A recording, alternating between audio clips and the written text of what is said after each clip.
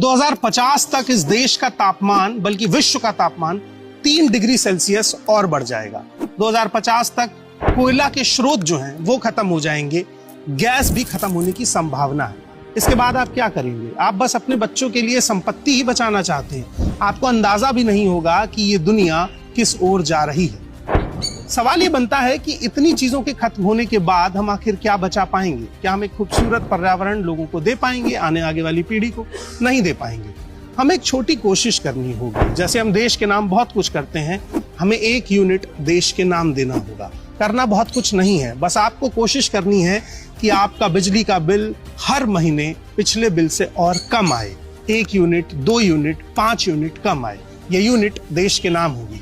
अगर आप हर हफ्ते 1 यूनिट भी बचाते हैं तो महीने की 4 यूनिट देश के नाम होगी।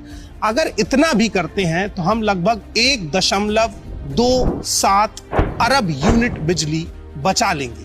और इतनी बिजली बचाने से ये होगा कि जो कोयला जलता है जिससे बिजली बनती है वो कार्बन कम होगा। वो कार्बन कम होगा तो ये तापमान कम होगा। और अगर ऐसा नहीं होता है तो 2050 तक समुद्र का जल स्तर 20 से 30 सेंटीमीटर बढ़ सकता है। लगभग 3 से 4 करोड़ लोग जो समुद्र के किनारों पर रहते हैं उन्हें पलायन करना पड़ेगा। 20 से 30% गेहूं और धान की फसल कम हो जाएगी।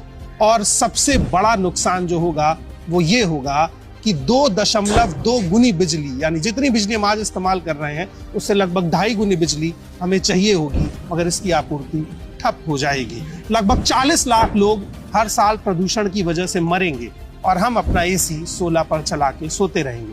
इधर जब आपका एसी 16 पर चलता है तो उधर ग्लेशियर और तेजी से पिघलता है।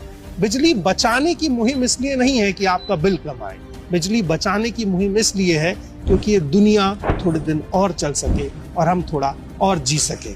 ब्यूरो ऑफ एनर्जी एफिशिएंसी इस पूरी कोशिश में लगा हुआ है और हमें इन लोगों का पूरा साथ देना होगा ताकि दुनिया और खूबसूरत बनी रहे।